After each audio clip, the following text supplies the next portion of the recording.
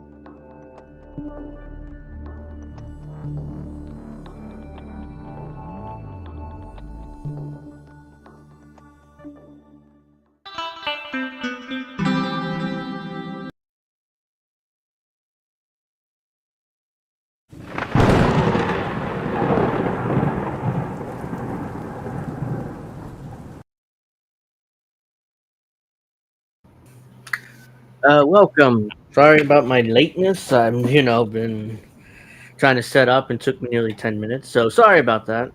Welcome to Angel in the Afternoon. This is another episode of today is May 30th, 2025.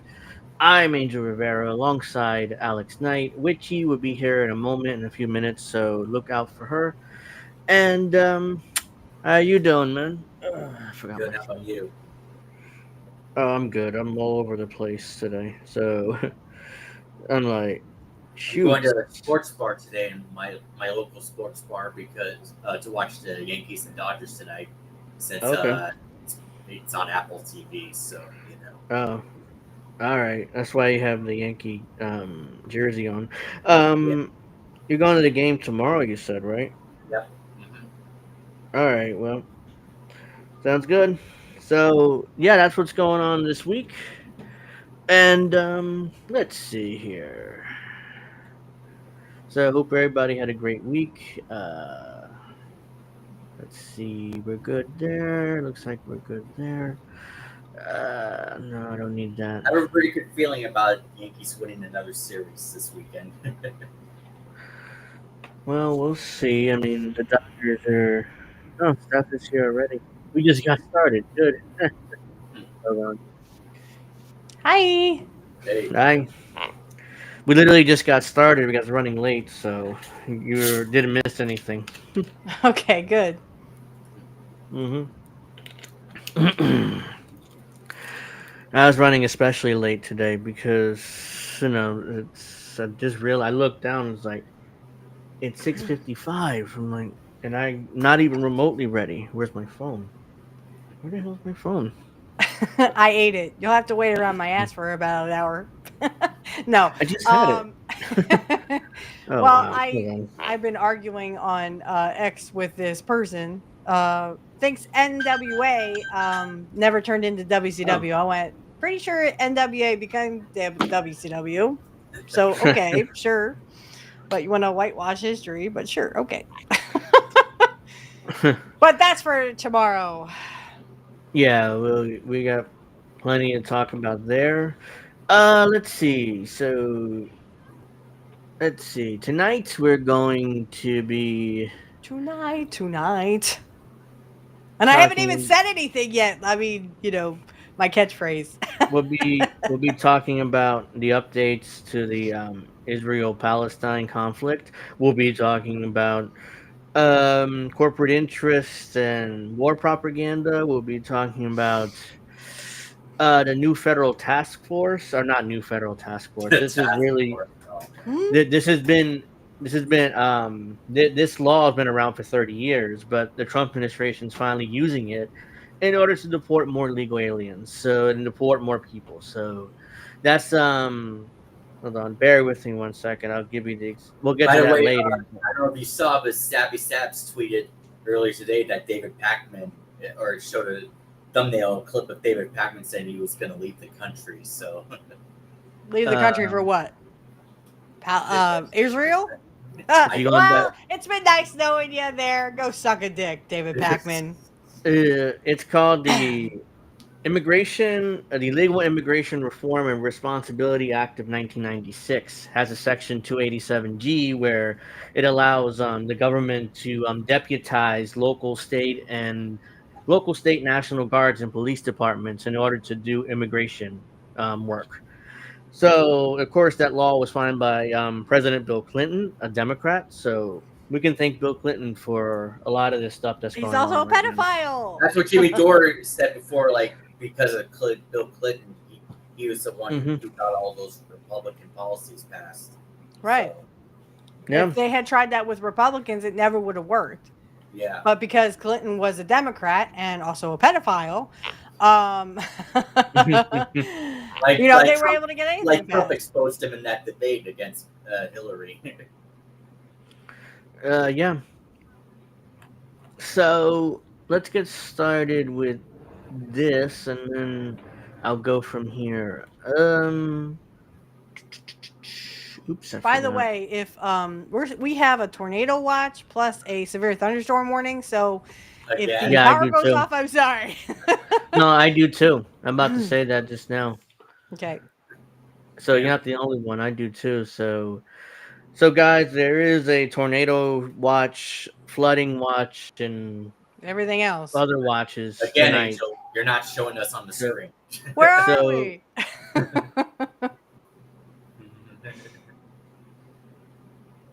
so We've disappeared. Oh, here we go. yeah. So if the show stops all of a sudden, I apologize. We'll have to get back to it either Sunday or next week or something because so there's not much I can do about Yeah, that. But severe weather. It really yeah. sucks. So this is New Jersey governor's race, and oops, I think I shared the wrong one. Yes, I did. That's for later.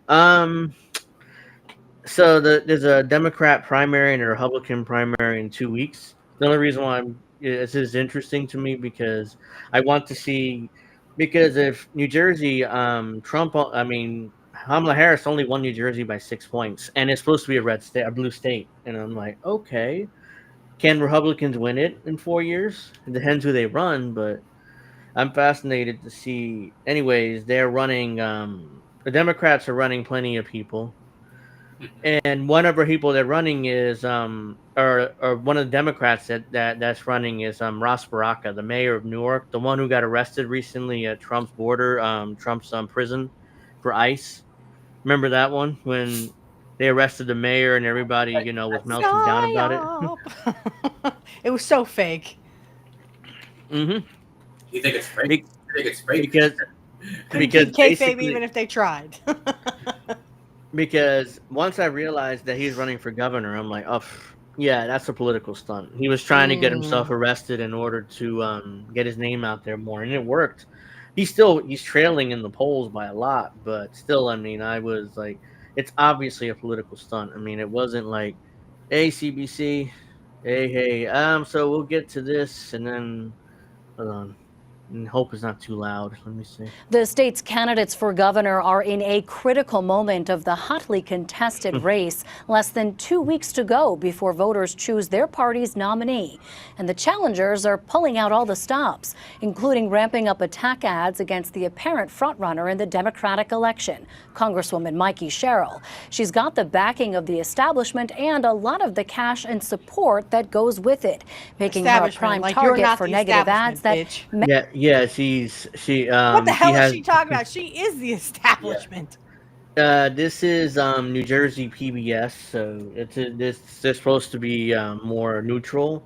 I'm surprised she used the word establishment. Usually that's something we would use, that's the establishment candidate. Hey, don't use that word. Don't use that word.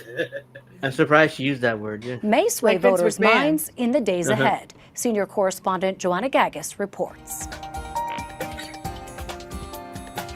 Turn on any TV or device right now, and you're likely to see one of these ads. Yeah, I hate these ads. They're the worst. I've seen a lot of these ads. Tired of the same old New Jersey political machine? As mayor, Steve Fulop took on the political machine and corporations. Senator Sweeney is correct. I agree with Senator Sweeney. Yeah, this is all bullshit. All these Democrats will ultimately endorse. I was going to say, he probably made them richer. Yeah. I do like, what Senator Sweeney said. Even his opponents agree. Steve Sweeney is the only Democrat for governor ready on day one. And with just over a week to go until ready primary election day and 6 Democratic candidates still in the race, many have turned their sights and their ads towards Congresswoman Mikey Sherrill, who's leading the pack in the latest polls. She's abandoning her seat in Congress just when we need her to stand up to Trump. I love that one. I love that one. It's like, she's so selfish, guys. I mean, I can't believe she's running for governor when she should stay in Congress and fight the president. It's like ridiculous. Mikey Sherrill let us down. Mikey took $30,000 from Elon Musk's campaign. He took $30,000 from Elon Musk. Oh my God. as LeBron James. Ooh. He took $30,000 from Elon Musk. Oh my God, that's the end of her campaign. That's the worst. Even though she's up by like 15 points on everybody else, but campaign fund while Trump attacked abortion access. Sherrill made a killing in the stock market during the pandemic and was fined for breaking ethics rules by not. Which is all true, by the way. She did do stock trades during the pandemic and made a killing, just like Nancy Pelosi. She really followed the leader that way, and I was like, let me do what Nancy does. Disclosing trades. Democratic strategist Dan Bryan says he's actually surprised we haven't seen more attack ads sooner in this primary race. I thought that this election was going to get negative earlier on, honestly, even as early as, January and February. I think the most interesting part of this is how they've stayed away from it. Most of the campaigns have stayed away from it. I think what you're seeing now is obviously there was a reluctance to go negative, but I think what you're seeing now is an acknowledgement from some of the candidates that they still have room to go to make up going into Election Day. The latest polls, including one put out by StimSite Research, a private opinion. There it is right there. There's Ross Baraka. He's in second, most recent polling. So that fake arrest did help him, because I didn't even see him in the polls initially. So he went from 0 pretty much to 21, but he's still trailing Mikey Sherrill by a lot. Josh Gottheimer, I forgot he was running, but he's a piece of shit too. He's one of these like anti-progressive Democrats, And let's see. Well, progressive. That term is dead, so we shouldn't even use that. So. Well, yeah, the two so-called progressives are Ross Baraka and the other mayor, Steve Fulop, I think his name is. I forgot. And the other ones are more like, they're just there. Steve Sweeney is the Senate leader for the Democrats here in Trenton, so that's who he is. But he's like hopelessly behind. He has no chance. and market research company run by New Jersey pollster Patrick Murray found that Congresswoman Cheryl's lead has widened over the others, in particular over the two mayors in the race, Jersey City Mayor Steve Fulop and Newark Mayor Ras Baraka, running as the most progressive candidates. In our polling, we see Mikey Sherrill ahead of the rest of the pack overall, with a significant margin in what we're looking at, because in large part because of that progressive lane being split. So it's no surprise that the attack ads targeting Sherrill were paid for by Baraka and a PAC supporting Fulop. But as for how effective they'll be, either in turning out the vote or changing all people's these minds, people that she's here's talking Murray's to, take. they all One of look the things like rich that we people. did see in our poll. Show me Well, a yes, show me one of these candidates going up to a homeless person and going, "Oh, hi, how you doing? How are you feeling?" Yeah, that's non-existent. It's New Jersey. I mean, there's a shit ton of rich people here, and you have to talk to them if you have any shot of winning any office here in this state. Hey, how you doing, man? Let me suck your dick and you give me $1 million, okay? Or remember I mentioned before, Bubba Ray Donnelly would say, "Can we please get out of stinky New Jersey?" Yeah, I mean, New Jersey. No offense, Angel. I've always, and I didn't get a chance to talk to Kid about this, but but I've had the idea of trying to figure out which state is more corrupt, New Jersey or Illinois, because Illinois is legendary corrupt there's a too. toss-up. And me and Kit, I wanted to do a show with Kit with that, but I never got around to talking to him about it, and I forgot about it until now when we'd be talking about it. But New Jersey is very, very corrupt. I mean, we have a corruption history going back decades, especially with the mob. When the mob was really around, corruption was even like worse then. So I mean, nothing's changed. We're just extremely same with corrupt Chicago, here. though. The mob was the in Chicago, mob, yeah, of course, yeah. Everyone knows about the St. Valentine's Day massacre that happened in Chicago. Yeah. Our polling was that Mikey Sherrill was extremely trustworthy, deemed as extremely trustworthy, even among voters who weren't supporting her. And the question is, how strongly is that quality attached to her? And that determines whether the attacks will be successful or not. The dichotomy when you're the leader is how much of your time do you want to spend explaining things, and how much do you just kind of want to go out and make your case to voters? Yeah, this is back during the pandemic. I think a lot of this was taken. I think it's a tricky balance there. The female, you can't go against her, you know. Yeah, Democrats. I think they've handled it pretty well, and for the most part, really, what you want to be doing is going out, talking about yourself, and talking about your positives and why you're the right candidate, rather than trying to explain away all these attack ads. Congresswoman Sherrill's communications director, Sean Higgins, seems to be taking the first approach. So I think right now they're grasping. Look at this. I want you guys I want to focus on this. Protect women's right, vote blue. Who was president when Roe versus Wade disappeared? Anybody want to tell me? As Jimmy Dore would say. Let me guess. Democrat. Exactly. And Joe the Republicans didn't help either. No, but Joe Biden was in charge, and he could have codified Roe versus Wade, because remember, they got that leak. Yep. Yeah, they got like over 50 years to yeah, do that. Exactly. They never did it. Exactly. And all Republicans overturned it, but yet they never questioned why Democrats never. Again, they don't care. They just go along with what the rich people tell them to, and the rich people literally, like I was telling Snow last night, Snow Himbo and Greg or Mad Crab. I was telling them, like, literally, the rich want to get rid of us. 90% of us will be gone. Okay, the rest will be slaves, or it'll be AI. So I mean, this is just this is right up the rich's alley that they want to get rid of us. I had a hiccup there. I forgot to turn off the mic, but it's fine. You know, we're live. We're doing this live, so whatever. We're doing it live. Grasping for straws. They're recycling lies, and what we're doing is getting the truth out there, putting out Mikey's positive vision on how she's going to lower costs, how she's going to deliver for families, and how she's the best candidate on the Democratic side, and the one who can beat Jack Ciattarelli from being. Rents are really high here. What cost? Rents are really high here in New Jersey. Values of homes are very high here. Property taxes are one of the highest in the country. I mean, it's insanely expensive to live here. So yeah, that's what they're referring to. Kick costs down. But Phil Murphy had 8 years, and things have gotten worse. So chances are Republicans going to win. So that's my expectation. being Trump's yes man in Trenton. Higgins says the campaign is staying focused on Mikey's positive message, but a PAC supporting her put out this ad this week. Same old politicians, same old playbook, lying about Mikey Sherrill for political gain. The Truth independent news sources praise Mikey Sherrill's ethical standards, saying she went above and beyond. So it could get even muddier in a race that's still anyone's to win, depending on who turns out. She's ex-military, by the way, so she's really trying to push that. So, yeah, that's her. She's probably going to win the Democratic primary, and because the other progressives have no shot. Let's see. Let's go. Oh, what the hell was that? There it is. Oh, that was weird. This Republican, Jack Ciattarelli, is running. He ran back 4 years ago, and he lost to Phil Murphy, barely. I mean, he nearly won, even though he was down by like 10 points with a week left in the election. So that shows you how horrible Phil Murphy is. But he got endorsed by President Trump recently, and he claimed he quoted, I'm quoting him here, "Truly humbled and honored to receive President Trump's very strong endorsement today. It is time to unite our party, win big in November, and make New Jersey affordable and safe again.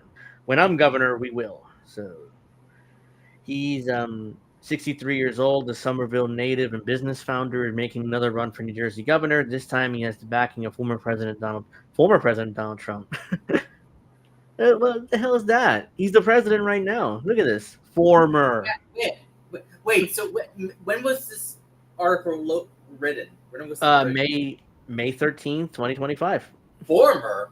Yeah, that's why it makes no sense. That's why I like former. Yes. Like another corporate media mistake there we caught. Former.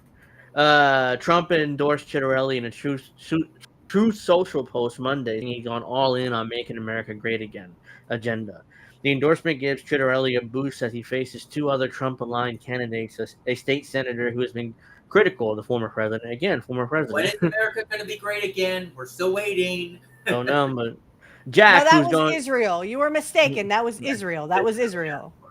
And Saudi Arabia. And Saudi and everyone that, again, rich people are going to be great again and poor people are fucked. And nothing, be happy. Be happy and eat the bugs. And then you'll be killed. Yeah, you'll be deleted. Jack, who is getting to know and understand MAGA, has gone all in and now is 100% plus, Trump wrote. Blah, blah, blah. Okay, Ciattarelli nearly unseated Governor Phil Murphy in 2021, finishing second in New Jersey primary in 2017. This time he's focused on tackling New Jersey's affordability crisis, citing rising taxes, tolls, and fees. He plans to cap property taxes at 1% of a home's assessed value, reform school funding, push for common sense solutions to everyday issues. He also supports repealing the state sanctuary directive and imposing term limits on legislatures. So let's see. Property taxes are 1% of homes' assessed value. That helps everybody, but especially the rich. Reform school funding. That most likely means funding for not private schools. Why am I forgetting? Charter schools. That means more funding for charter schools, most likely. Which is kind of the same thing. Charter schools are private schools. Yeah, it's like private-public partnership, technically. But yeah, that's what that means, most likely. Push for common sense solutions to everyday issues. Again, that's flowery rhetoric. It's meaningless. He also supports repealing the state sanctuary directives. In other words, New Jersey State, allowing New Jersey State Police and police departments to help ICE in deporting illegals. That's what that means. And imposing term limits on legislatures. I'm fine with that, whatever. Recent M3 strategy poll shows Ciattarelli with an early lead in 2025 Republican gubernatorial race ahead of Bill Spadea, 26% to 13%. So Bill Spadea is a host of the Bill Spadea Show, New Jersey 101.5. So he's a radio host, basically. And he's running for governor, and he's going to lose. I don't know who this guy is. He's 71 years old. He wants to create a government efficiency panel with private residents and business leaders to identify waste and areas for improvement. He's been in the state Senate since 2022 and has been assemblyman for nearly 2 decades prior. I don't know who that is. Who's this guy? He's a contractor, real estate developer from Burlington and Republican candidate for governor in New Jersey. Why? Okay, who cares? Yeah, basically that's what's going on there. Let's see. Wildfires happening in Manitoba, Canada. Oh, well, if you hopefully. are in Canada, Sorry to hear that. Manitoba, yeah, get to safety as soon as possible, please. 90 degrees up here in Humboldt County. It's 72 here, and like I said at the beginning of the show, we're under a Oh, tornado 70 watch. here. So we're under a tornado watch right now. So Yep, so are we. if I'm suddenly off the air, there's not And much I me. can do about it. It would just be Alex. So he'd be like, what? But yeah, I mean, that's that. You know, so let's get to the most yeah, I got plenty of time.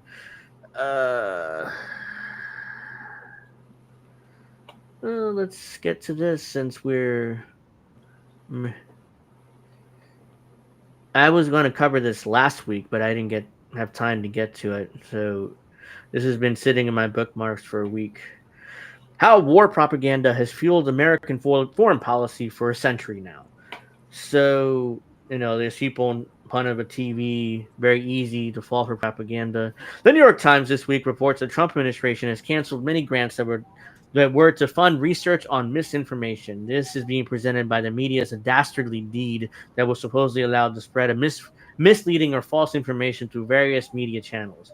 Of course, if there any genuine interest in studying the most egregious efforts to spread information, media outlets like the Times would study themselves and their friends and the regime. After all, if a few organizations are more complicit than the national American media and the U.S. foreign policy establishment when it comes down to spreading much of the worst propaganda in American history. I say worst because this propaganda has often been used in service to the worst ends.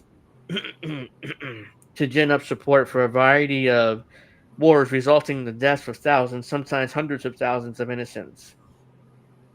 Relatively recently, the media regime partnership and propagandistic misinformation include the Russiagate hoax.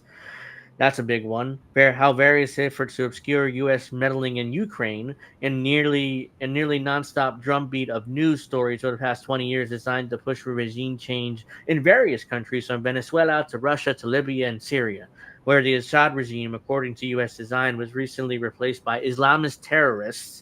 And then, of course, there are nonstop stream of misinformation designed to prop up the state of Israel and the obscure many of its war crimes. Let's not forget the fictional weapons of mass destruction in Iraq, which the U.S. presented to the United Nations as an established fact. Hey, Earl of Laurel, I just want to say a shout out to Earl of Laurel. Hey, Earl. So why is that so small? I don't know why that's so small. Let's see. Throughout all this, the interventionist foreign policy blob in Washington received near universal support from his friends at publications like the Times and the Washington Post. The United States did not invent these tactics. Over the last 100+ years, however, perhaps no regime was more innovative than British when it came to inventing facts designed to manufacture popular consent for wars and more foreign intervention. The United States has done its best to adopt similar methods, however, creating invented narratives in service of the regime's foreign policy goals is now the standard operating procedure for the American state as well. The turning point. Without history, most great powers would have long lied to buttress their war efforts, but these efforts have greatly increased in magnitude and sophistication during the 20th century, mostly with the assistance of the increasingly centralized organs of mass media. So, for an insightful narrative, blah, blah, blah, we can consult the works of historian Ralph Rauco, who suggested the true turning point came with the First World War when the British regime, with the help of the media, engaged in propaganda campaign of impressive effectiveness. Specifically, Rauco posits that the modern wartime propaganda began with the Belgian atrocity stories in 1914, which may have been the first great propaganda success in modern times. All that was made up. The stories of which Reiko speaks of were. I just gotta say something really quickly. Yankees' chance of beating the Dodgers this series got even higher because breaking news: Mookie Betts is day to day after getting discomfort in his after stubbing his toe. So he's day to day. Yankees' chances got higher. Stubbing his toe, like how? I mean, oh no, he got a boo boo. Seriously, the guy makes $30-40 million a year, and he's out because he stubbed his toe. Hey, this is absurd. It's really hard. Yeah, ridiculous. I can go on a rant about that, but I won't because it's not the place for it right well, now. what's the rant for? It's good for us. No, I know, but it's it's ridiculous that players going on the disabled list or I'm out because it's not a of disabled list, it's day to day, so it's well, okay, but still, I mean, he's not playing tonight most likely because of a stubbed toe. yeah. It's like, oh, I'm out because of a hangnail. It's like hangnail. I mean, play through it. You're making millions. But You're I digress. talking about Hangnail Page. No, I mean, the stories of which we'll get to him tomorrow. The stories of which Reiko speaks were a part of a concerted British campaign to widely exaggerate German aggression in Belgium and to send the message that Germans were a barbaric race, unlike the civilized French and British people of Europe.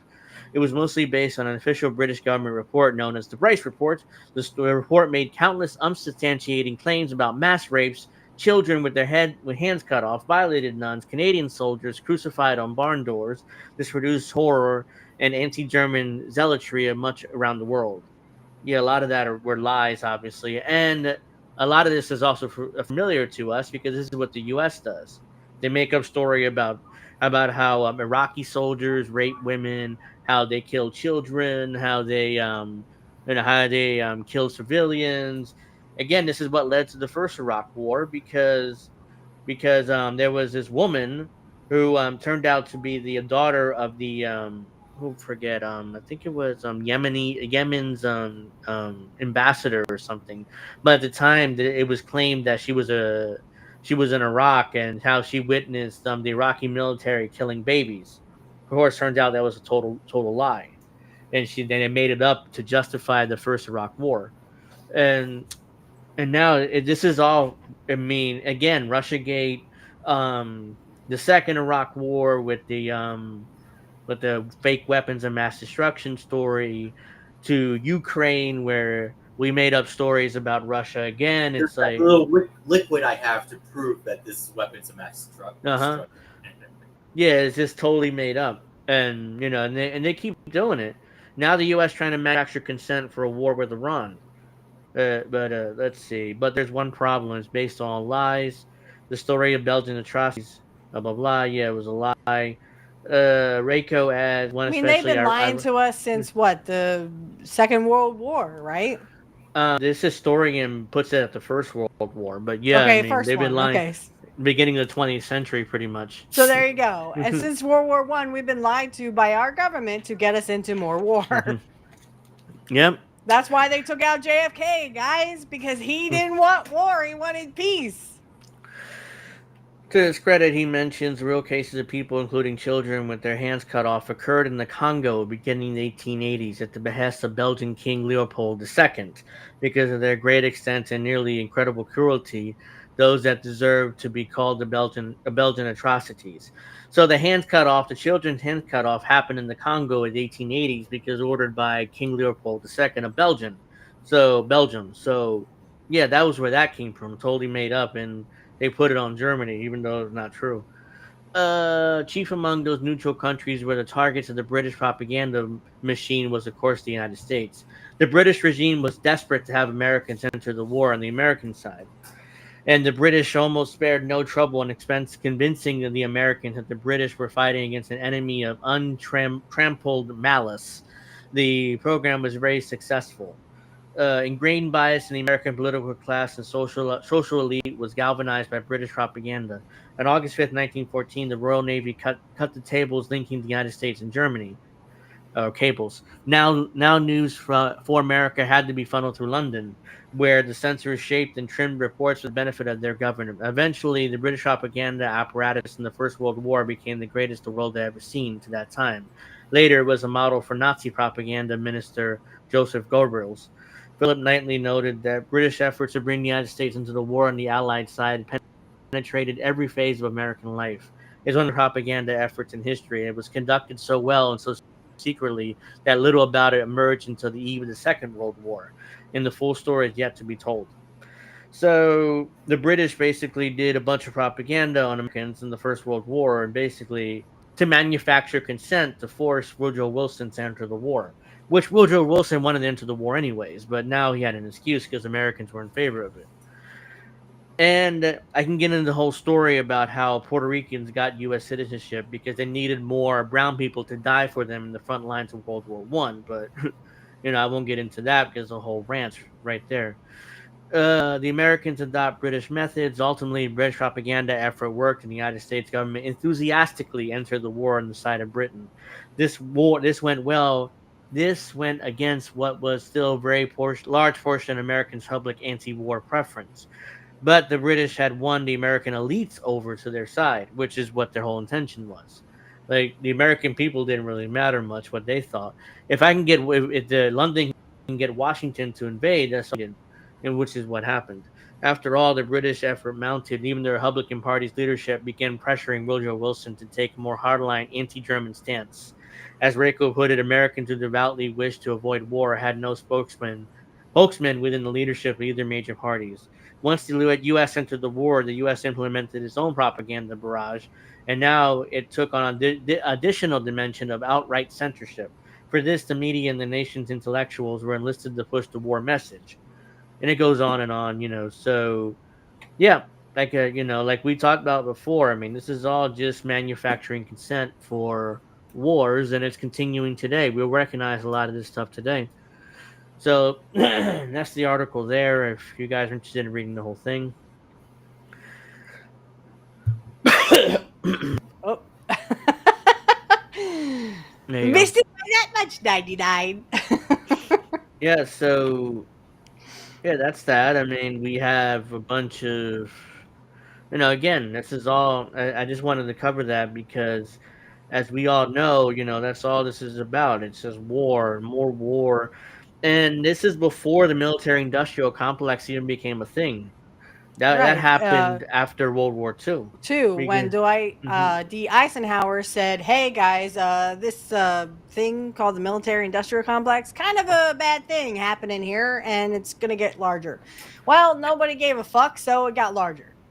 And also, about the Mookie Betts thing, Angel. Remember, this is also the same time Aaron Judge returns playing right field Dodger Stadium. Remember that injury he had 2 years ago? So yeah, I do. Funny timing, Yeah, that kind of destroyed the Yankee season in 23. Yeah. That because it exposed the Yankees that all they had was Judge in that season. So yeah, I do remember that though. But thankfully they fixed that right field wall, or they fixed that, or at least that area, so he should be okay this time. Okay, yeah, I'm sure they did. They especially with one of the top players in baseball getting hurt like that. So this is Corporate Interests and Think Tanks Dictate U.S. Foreign Policy from the Libertarian Institute. And this is the most duh thing of all time. I mean, it is. Yeah, it's like, the libertarians, pointing out, hey, look, guys, I mean, corporate interests and think tanks dictate U.S. foreign policy. Yeah, don't say Sherlock Holmes. Tell me another one. But it's not just foreign policy; it's domestic too. Yeah, it's domestic too. Yeah, but the libertarians are kind of like they're on that corporate structure too. If you think about it, all the libertarians are literally just Republicans rebranding themselves as Republicans.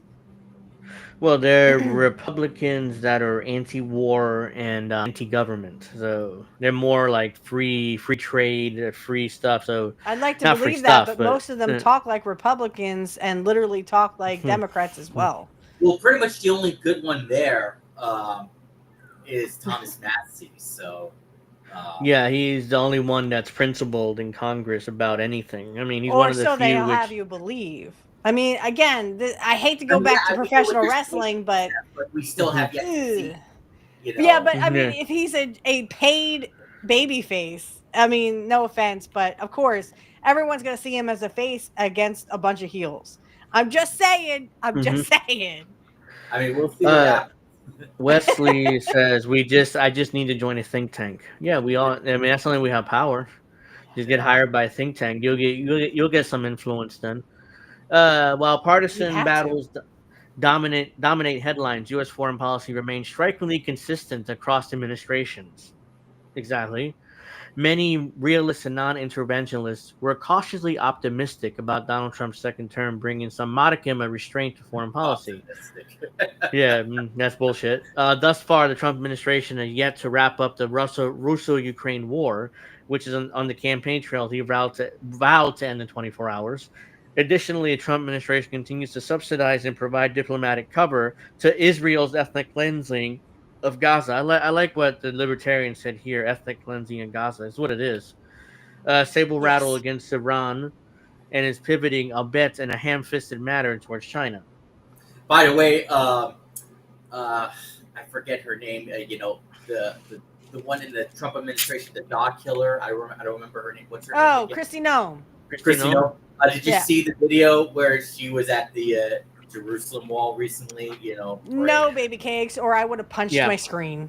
I would have punched the TV. Like, really, you dog killer?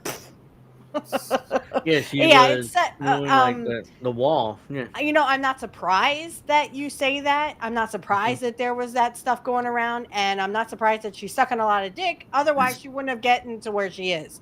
Literally, this woman is a parody onto herself at this point. I mean, Two Dissidents made a funny joke that she sounds like in her 20s, or she looks like she's in her 20s, but sounds like she's in her 80s or something.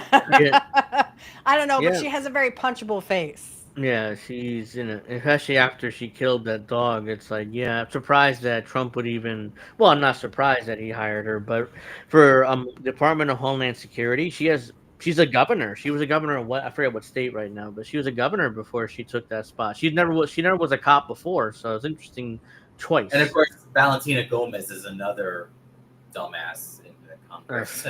Yeah, she's even worse than Noam. It's no worse than the fucking Justice Democrats who pretend to care about the people when all they do is just I can't even talk now. I'm so mad I can't even talk. They just suck a bunch of dick to get like to where they are. the bloopers when they try to get that line, but it's like, oh, I can't get it out. Yeah. Geopolitical. I'm so excited. I can't speak. What accounts? Jake Huger's trying to come up with another Justice Democrat saying, like, how many times do we need to teach you this lesson, old man? No, he's just. Apparently he's just Alzheimer's. grifting for money. I mean, that's his next grift.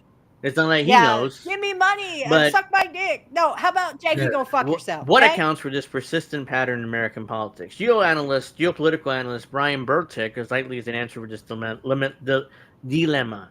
Burtick research reveals that the foreign policy is not formulated by elected officials, but by think tanks. Again, this is the biggest duh of all time, ranging from the Council of Foreign Relations to the Heritage Foundation, which are funded by corporate interests. These think tanks create consensus among elites, producing legislative blueprints that Congress rubber stamps with minimal debate.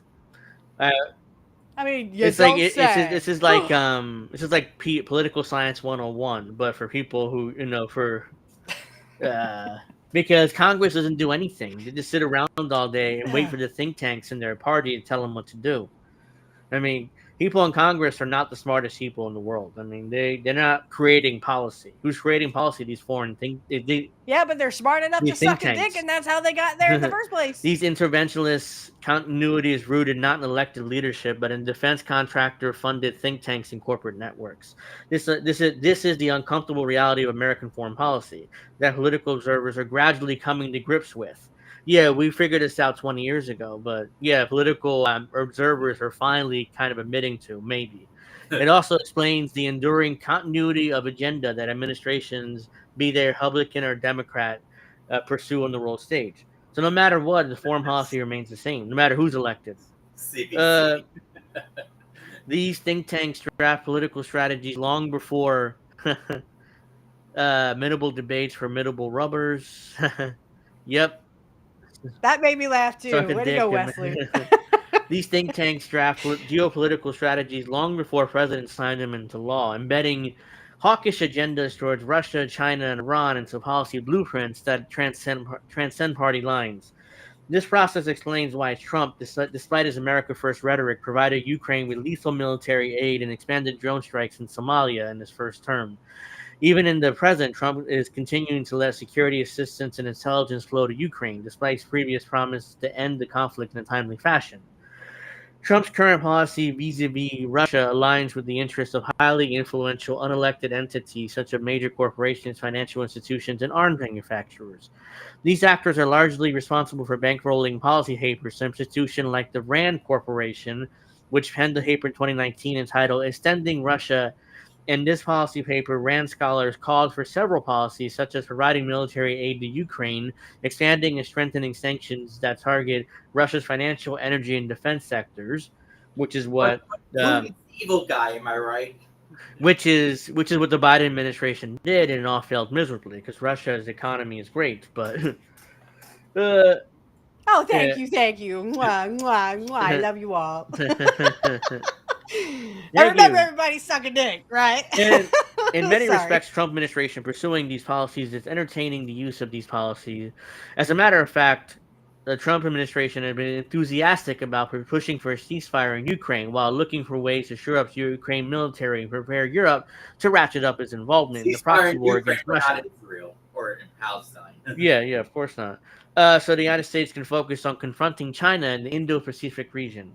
Secretary of Defense Pete Hegseth argued that the former Fox News host, by the way, argued that the stark strategic realities of Chinese military expansion, domestic border security challenges necessitate the U.S. to focus on the Indo-Pacific, requiring Europe to take the lead in providing for its own defense. And Trump supporters are comparing Pete Hegseth to Pete Buttigieg because both Pete's in the military. It's like, hey, Hegseth's so much better. Yeah. No, they both suck.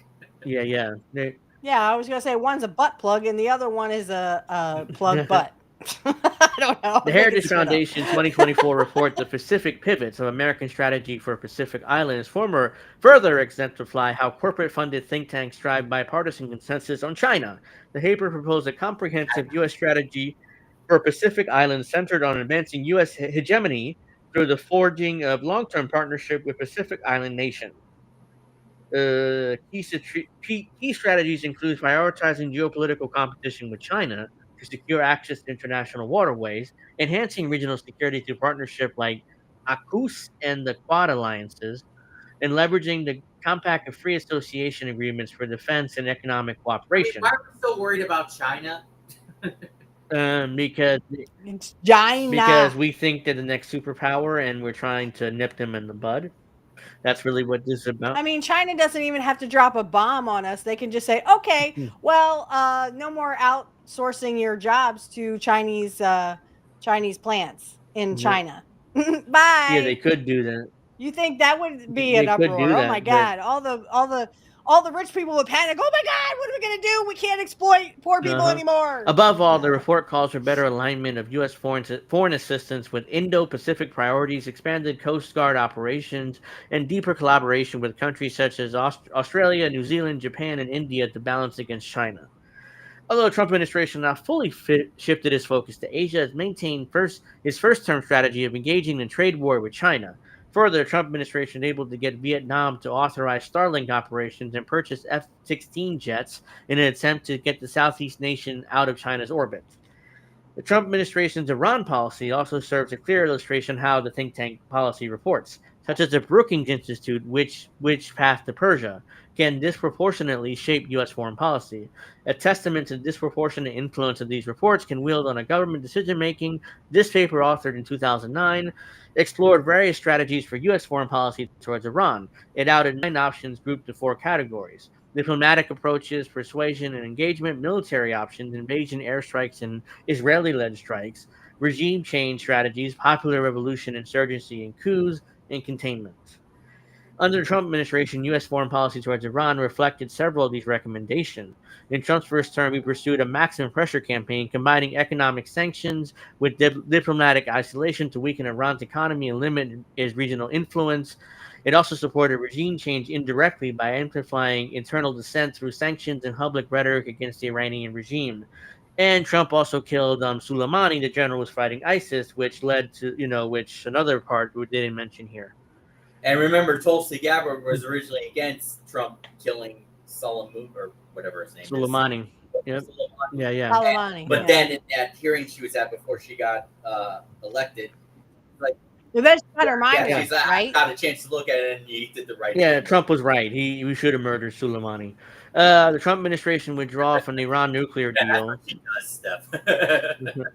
Aligned with the report's skepticism about the diplomatic engagement, while it's targeted killing Islamic Revolutionary Guard Corps commander Qasim Soleimani. It didn't mention here. Okay, I just didn't read, far enough.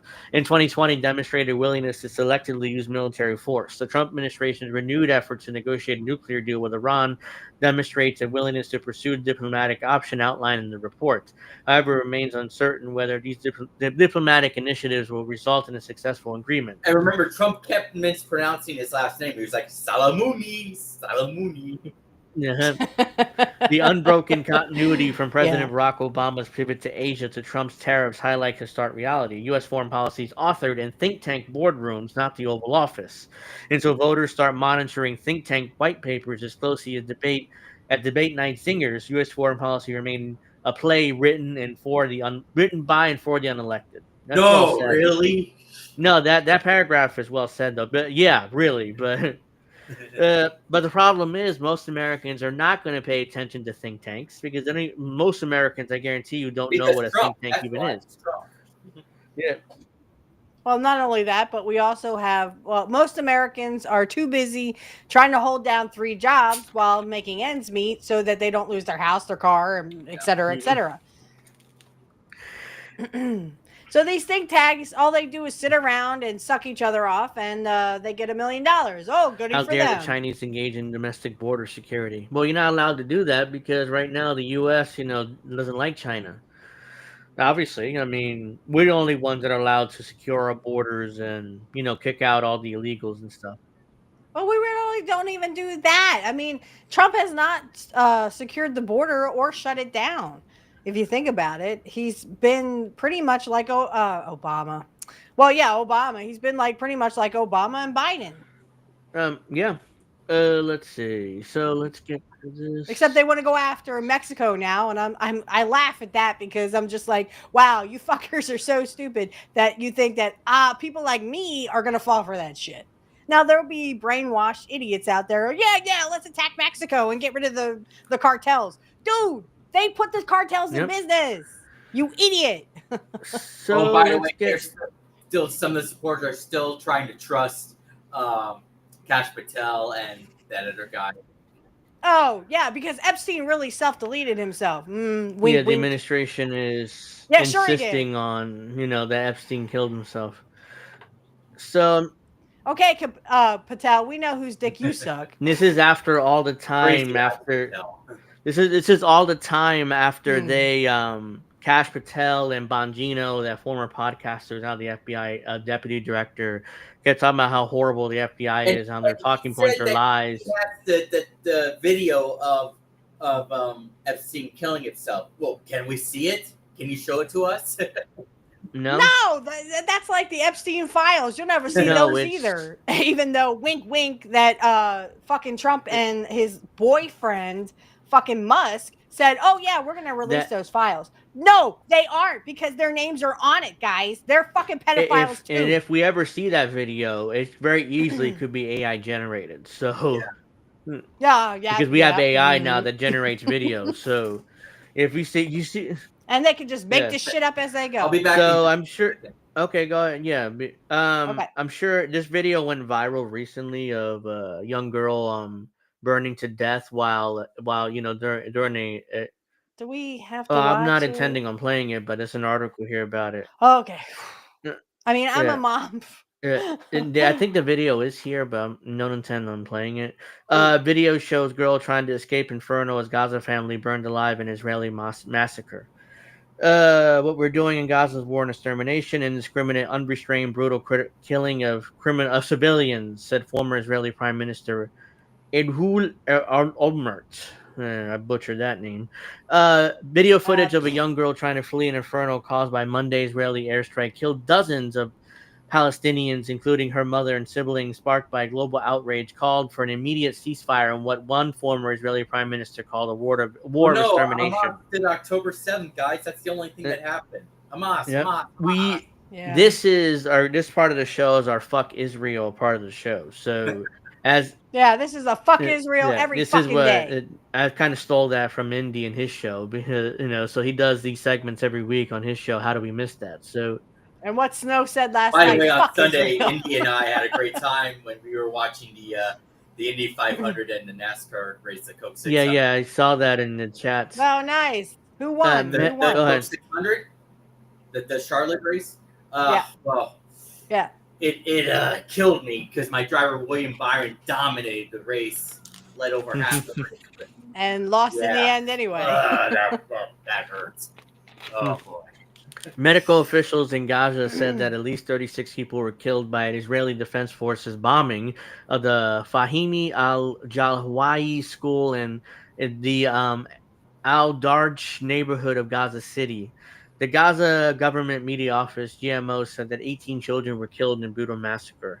The school was supposed to be a place of safety. Instead, it was turned into inferno, Gaza civil defense spokesman Mahmoud Basel told reporters. We heard desperate cries from help from people trapped inside the blaze. The fire's too intense. We couldn't get to them. So this is the video right here of it. I'm not going to play it, but yeah, that's it right there. If you guys want to see it, it's all over X, but I don't recommend it. It's quite harrowing because I did see it. Especially if you're a parent like me.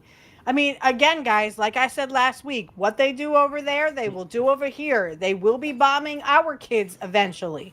So, I mean, if you're a parent, you got to stand up and say, fuck Israel every fucking day. And that's Israel. Why when I see reports of when Israel's being bombed or something, I'm like, okay. Oh, tears. Yeah. Video. Motherfucker. I shrug usually at that. Videos recorded at the scene of the strike showed the silhouette of a young girl identified 7-year-old Ward al-Sheikh Khalil moving against the infernal backdrop. She tried to escape the blaze. According to the national paramedic Hussein Masin rushed in to rescue the child, who he said was moments away from death. Oh, well, she survived? Oh, I thought she died. That's good. When we pulled her out, she was in shock, silent, trembling, unable to comprehend what just happened. We couldn't bring ourselves to tell her that our entire family was killed in the bombing. I still can't get over when that Australian woman, or maybe the entire team, when they were giving out food to the Palestinians or whatever, and then she was killed days later. Yeah. That was just... Yeah, that's, And now she's an orphan. Mother, at least. She's dead.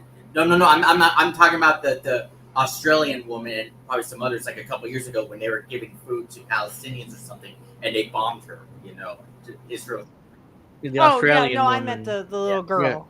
Yeah, I meant the little girl in this The child's mother and 5 siblings were reportedly killed in the bombing. Only her father survived, and now he's in critical condition, said Musahin. We see tragedy every day, but holding a child who's lost everything, who doesn't even know yet, that's the kind of pain no one can't explain, he said. Thank God there are so many Jews who are for Palestine. Thank God for that. Not Jews living in Israel, but yeah, here in the U.S., there's a lot. I showed that poll last week where 80% of people, Jews living in Israel, were perfectly fine with this.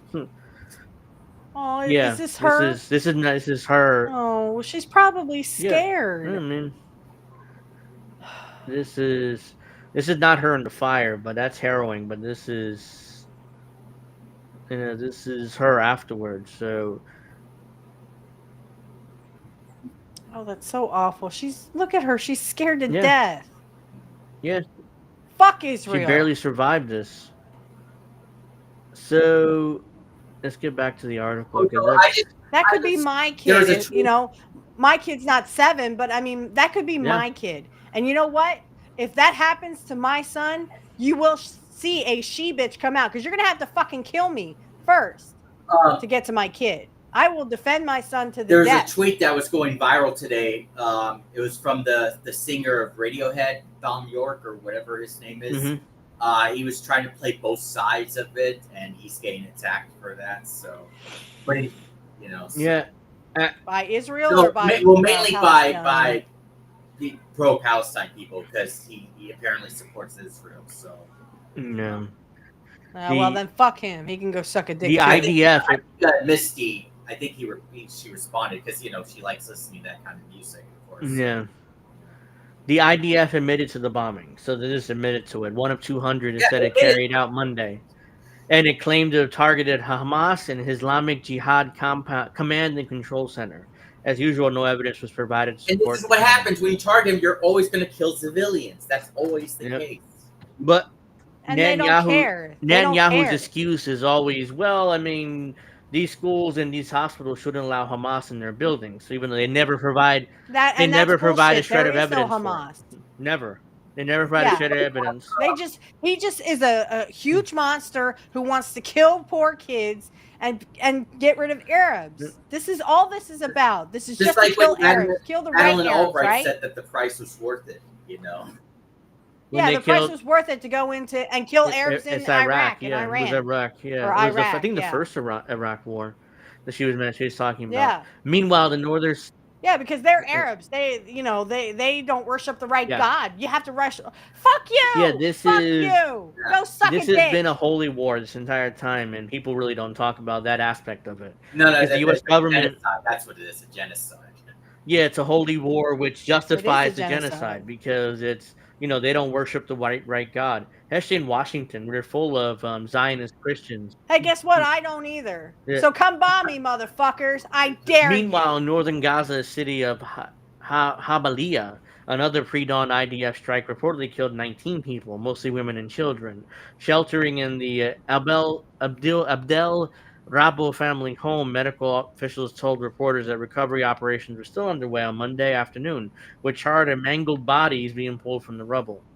I haven't seen that video. I'm sure there's video out there, but with that, Mumin Abdel Rabo, who was rushed to the scene following the attack, told the National it was sudden. The house was completely flattened. Ambulances barely made it through to recover the wounded and the dead. Some bodies still trapped under the rubble.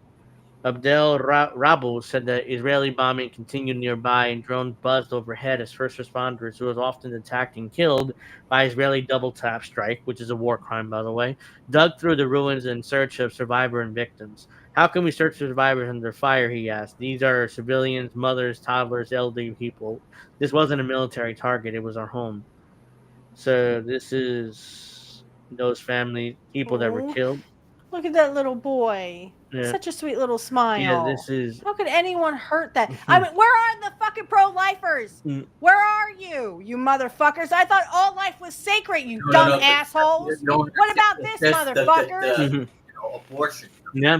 Oh, you just want to control fucking women and tell us what to do with our fucking vaginas. Go suck a dick. Yep. About control. Well, you can tell me what to do with my vagina when you fucking grow one yourself. The GMO said Monday that more than 2,300 Palestinian families. Wait, I just lost. Oops. I just lost my place. Yeah, you kept scrolling down for whatever reason. You were right there. Okay, here we go. The GMO said Monday that more than 2,200 Palestinian families have been entirely wiped out since October 2023. The U.S.-based Council on American Islamic Relations, CARE, issued a statement Monday condemning the school shelter bombing and Sunday's barbaric killing of 2 Red Cross workers, weapon contaminations officer Ibrahim Eid, and hospital security guard Ahmed Abdul Halil, in an IDF strike on their home on Khan Yunis. The weekend bombing followed the March 23rd massacre of 15 Palestinian first responders, including Red Crescent paramedics, by Israeli ground troops in Rafah. How many children, women, and elderly journalists, healthcare workers, first responders must Israeli Prime Minister Benjamin Netanyahu slaughter with American weapons before U.S. President Donald Trump forces him to accept a permanent ceasefire deal that ends the genocide for the good and frees all captive? CARE National Executive Director Nahid Awad. Never. Never, because they are too interested in killing innocent women and children and all the Arabs that they don't approve of.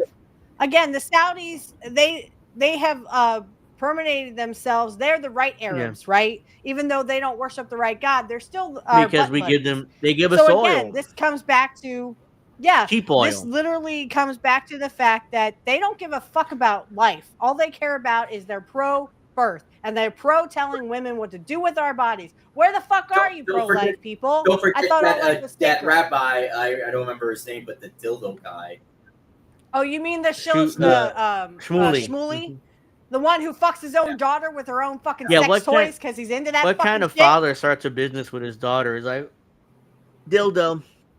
Well, the one that fucks him. And he's one of the ugliest people I've ever seen in my life. Yeah, he is. Well, that's neither he's here not. nor He's not the there. most attractive guy. I mean, he is fucking ugly, but I mean, seriously, that's gross. Like, I love my father, but not that fucking much. You could start any business with your daughter, but really a sex toy business, like you're doing this with sex toys? Come on. Yeah, with dildos, every hour. When people make fun of him with the nose or whatever it is. Every hour that Israel's genocidal crimes continue with impunity and with our government's complicity adds more dishonor to a shameful period in our history in our nation and the world, Awad added.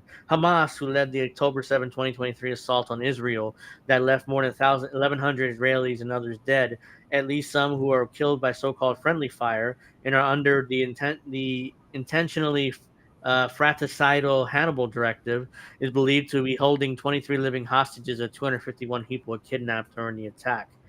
On Monday, the Trump administration refuted reports that Hamas had agreed to a ceasefire proposal by special envoy to the Middle East, Steve Witkoff, under which 10 hostages would be released in exchange for a 70-day truce. Yeah, I don't believe that for a fucking second. Trump can go suck a dick. Yeah, after the 70 days, even before that, Israel go back to bombing. Although Witkoff told CNN Monday that deal's on the table and Israel will agree to it, no, they won't. He subsequently walked back his claims. Of course he did. An unnamed Palestinian official told the Times of Israel that Witkoff changed his mind on the proposed deal. The envoy blamed Hamas for an unspecified, unacceptable response to the proposal, which he also claimed he never proffered. This is a well. First of all, Israel propped up Hamas. They literally gave them all this money, and now they're the boogeyman. Boogie, boogie, boogie, boogie, boogie. Fuck you, Netanyahu. Go fuck yourself. Netanyahu is wanted by the International Criminal Court for alleged war crimes, including extermination and forced starvation in Gaza, said Monday evening that he hopes to be able to announce at least some progress towards a hostage release deal on Tuesday, and that his government will not give up on the release of our hostages. And even if we do not achieve this in the coming days, we will achieve it later. No, this was never about hostages. This was always about a genocide to kill the right Arabs instead of the Saudis, who actually had something to do with 9/11. Israeli forces are currently carrying out Operation Gideon Chariots, a campaign to conquer and indefinitely occupy and ethnically cleanse Palestinians from Gaza to make way for possible Jewish recolonization. Amid IDF attacks, including on Friday airstrike on the Khan Yunis home of Dr. Hamadi and Ala El Najir, I butchered those names. Sorry about that, which killed 9 of the couple's 10 children. Former Israeli Prime Minister, I wrote that. I already read that part. It amounts to war crimes. Here's another family that was murdered by Netanyahu. What we are doing in Gaza is a war and extermination. I don't know why this is repeating itself. Who led Israel during the 2008-2009 Operation Cast Lead on war on Gaza. So he's saying this is extermination, even though he led when he was prime minister, he led an action in Gaza in 2008-2009. He's saying we're going too far, but he didn't have a problem with it when he did it when he was prime minister, kind of. We are doing this not because of accidental loss of control in a particular sector, not because of disproportionate outbursts of fighters in some unit, but a result of a policy dictated by the government, knowingly, intentionally, viciously, maliciously, and maliciously and recklessly. While Israel is nominally allowed a trickle of aid to enter Gaza, where officials say hundreds of people, mostly children and the elderly, have starved to death in recent days, officials said Sunday that only around 100 of the 46,200 trucks scheduled to enter Gaza over the past 84 days have actually made it into the besieged enclave. Hamas said Sunday that the occupation orchestrates the crime of starvation in Gaza and it uses it as a tool to establish a political and field reality under the cover of misleading relief projects that have been rejected by the United Nations and international organizations due to the lack of transparency and minimal humanitarian standards. On Sunday, Jake Wood, who led the controversial U.S. and Israel-backed organization established to distribute aid in Gaza, resigned, citing concerns that the mission would violate basic humanitarian principles. The UN International Court of Justice is currently weighing a genocide case brought by South Africa against Israel that cites the complete siege among evidence of genocidal intent. More than 190,000 Palestinians have been killed or wounded by Israel's 598-day annihilation of Gaza, including at least 14,000 people who are missing and feared dead. What was that? People who are missing and feared dead, buried under the rubble, according to Gaza Health Ministry. However, a peer-reviewed study published in January by the prestigious British medical journal, the Lancet, found that Gaza facilities were likely undercounted by fatalities. Were likely undercounted by 41%. So it's even worse than what Gazans even said. Well, and I thought I saw something on X where some kind of Zionist Nazi, and yes, I'm going to call you a fucking Zionist Nazi because you are the fucking Nazis now. You become the fucking people that used to kill you. You know, the Christians. The Christians killed you, and now you're turning around and killing the Muslims. Fuckers. Fuck Israel. But I'm going to say one thing. Is that these fucking Zionist Nazis, I saw somewhere where they said, oh, Gaza's not innocent. You know what? Neither is fucking Israel. So should we kill Israel civilians? Huh? Yeah, go fuck yourselves. I mean, that would be, that. Let's see. So this is a disaster. Smotrich vows to rebuild the temple during Jerusalem's Day celebration, called by far-right finance minister, would entail the destruction of the Al-Aqsa mosque, which is one of the most holiest places in Islam. But so how about we go ahead and take all the stuff down in Israel? So all those fucking what are they called? Temples. So we should take all the temples down in Israel and build mosques. Motherfuckers. How would you like that, Zionists? If they destroy that mosque, you fucking Zionist Nazis. Basically, if they destroy that mosque, that's World War III, because every single Arab country is going to fight them on this and start a war with Israel. And and they're also, and they at the very least pretend to believe in, or really might believe in, the end of days prophecy in Revelations, because what would start that prophecy is the building of the third temple in Jerusalem, where with that temple would take place, where that mosque is at right now. So if that temple gets built, it's the beginning process of Jesus coming back, allegedly. So if you believe that prophecy. Believe it or not, Joe Biden was back speaking again, despite the cancer diagnosis he just had. And again, he's stumbling again. He was saying something like, life, liberty, and promises goes to You mean that husk of a person? And I use the term loosely. Isn't he done diddling little kids? He's about to die anyways. I wouldn't let my son anywhere near him. And he showered with his daughter. Yeah, that was in that was in his daughter's I'd say Bible, her diary. Far-right Israeli Finance Minister Bezalel Smotrich has called for the rebuilding of a Jewish temple on the site of the Al-Aqsa Mosque and for the expansion of Israel's borders and Jewish settlements in Gaza. In a speech addressing crowds on Jerusalem Day rally on Monday, which celebrates Israel's occupation of the old city of Jerusalem, Smotrich also called for the complete redemption and reconstruction of the temple here, referring to the Al-Aqsa Mosque, where settlers had raided earlier. So again, they're just openly. By the way, do you see those videos of these Israelis cooking and barbecuing right next to Gaza, where everybody's dying, just cooking and having food and stuff. This makes me really upset. They said to the crowds that had chanted death to Arabs. Oh, you're allowed to chant death to Arabs, but we're not allowed to say death to Jews. We are not. We are not even allowed to say that Israel should never be a state and should never been a state. They get arrested, or we get arrested. But we would get arrested for that, but they don't get arrested for saying death to Arabs. Far right, blah, blah, blah. I already read that. In speech addressing, I already read that. We are conquering the land of Israel, liberating Gaza, settling Gaza, and defeating the enemy. Smotrich said to the crowds that chanted death to Arabs as they marched through Jerusalem's old city and attacked Palestinians. With God's help, we will expand Israel's borders, bring about complete redemption, and rebuild the temple here. Smotrich also reiterated his calls for Jewish settlement in Gaza, declaring that Israel is not afraid of the word occupation. Some people, Yeah, of course it is. But it is afraid of the fact that it could get bombed and your civilians could be killed just like Gazans.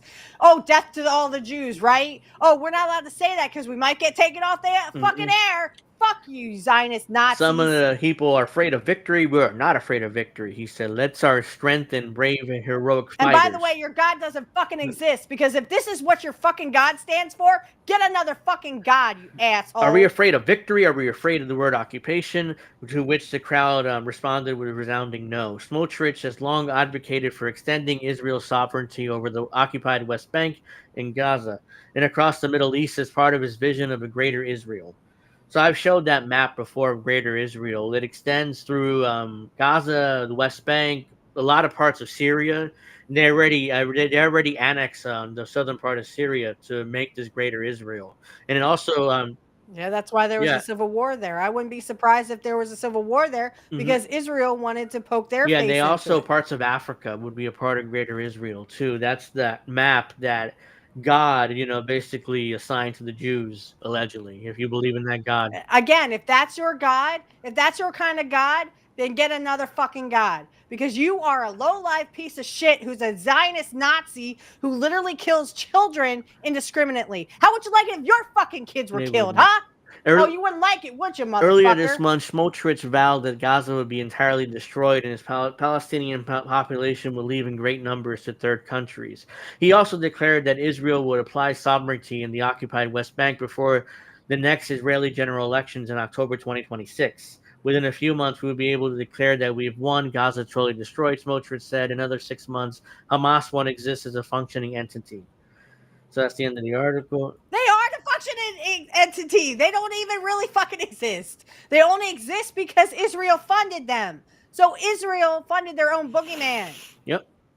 I'm sorry. This just fucking irritates me. It is like super frustrating for people who, whatever. Because literally, we would get kicked off of X, just kicked off of, and we would never be allowed back on if we said fuck all Jews or death to all Jews. But they can go ahead and chant death to Arabs, death to Arabs. So before... You know what, Jews? I hate to break this to you, but the Nazis were Christian. Before we get to the immigration issue... They allow for the people in the back, Steph.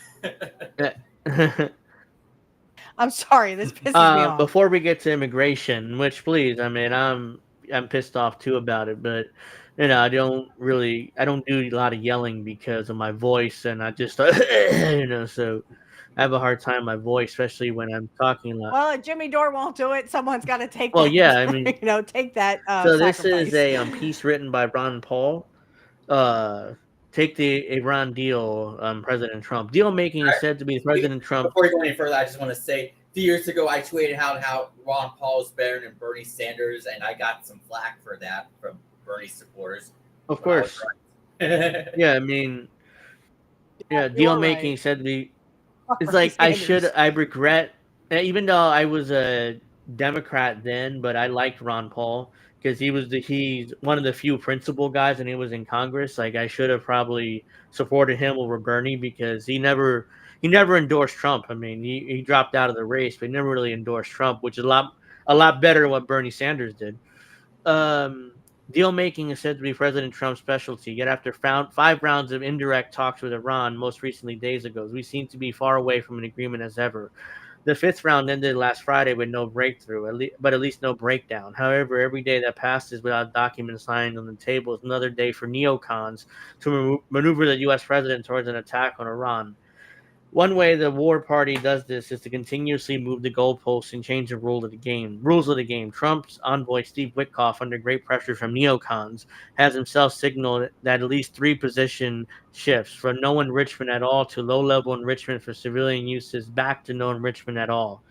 The neocons know that Iran will not give up his right to the civilian use of nuclear power, and that's why they are applying maximum pressure to force Trump to officially adopt that position. They know if that becomes the U.S. red line, then they will win and they will get their war. Israeli Prime Minister Netanyahu, in league with U.S. neocons, have been warning us for 20 years that Iran is months away from a nuclear weapon. For 20 years, they're months away. Bullshit. Yeah, but they have no intentions of doing any of this, and the fact that they're trying to, it's like the carrot, they're putting in front of our face and saying, oh, they're going to have nuclear weapons, they're going to have nuclear weapons. No, they aren't. They don't even want it. They have missiles that can literally fuck shit up. The walls are closing in thing, Yeah, it's bullshit. Oh yeah, the walls are closing in. The terrorists, they're coming over in For their 20 vehicles. years. Yeah, I'm sure that they're going over the fucking ocean in For a vehicle. 20 years, Netanyahu with U.S. neocons swear up and down Iran is months away from a nuclear weapon. Even though our own intelligence... We got to find them over there, so we don't find them over here. This time, trust us. Even though... Yeah, trust me, guys. Even though our own intelligence communities recently reaffirmed that Iran is not working on a nuclear weapon at all. Again, it's not the first time intelligence said that. Of course, at the same time, Netanyahu promised Congress in 2002 if the U.S. would just invade Iraq, peace and prosperity would break out all over the Middle East. If we take out Saddam's regime, he told Congress in March in that year, I guarantee you have enormous positive reverberations on the region. No, and then look what happened. Total bullshit. And we fall for it.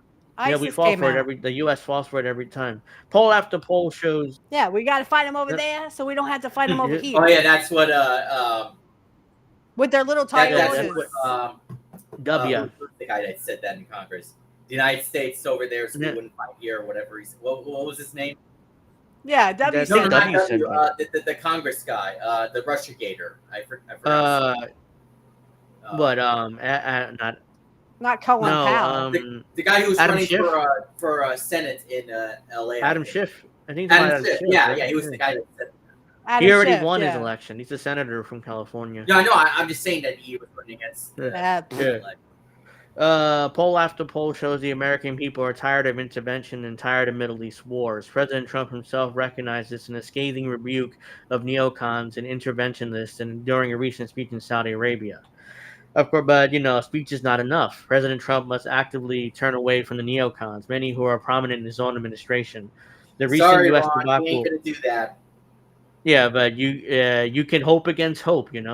That's what his attitude is. I was like, oh, hope. I hope that he will, turn away. It's like that Jimmy Dore video a few years ago from Bernie's like, I hope he does this. I hope he does that. I hope he does.